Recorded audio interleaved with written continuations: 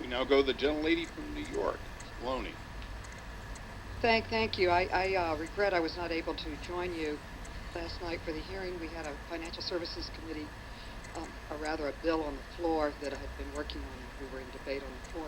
But I just wanted to make a brief statement about the hearing that we had last night on the overall IRS, and this whole IRS mess seems to flow directly from confusion over just how the IRS should enforce a law that was passed by this Congress that gives tax-exempt status to not-for-profits, but only if they are essentially politically nonpartisan.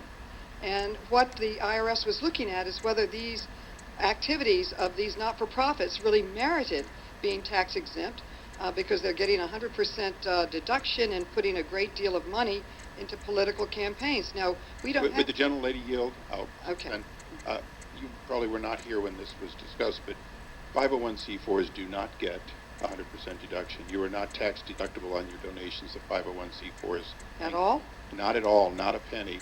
Not a penny. They are tax exempt in that the money they receive from taxpayers who have paid their taxes and then give them their after-tax income, they don't count it as profit. They simply spend it on their behalf, but they are not tax deductible the way a charity is, and it's a very significant difference.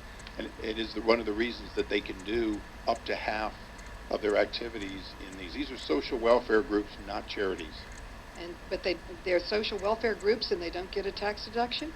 When you give to a 501c4, you do so without a tax deduction. It is taxable, and then you give your after-tax. It's exactly the same kind of tax deduction you get when you receive a political campaign.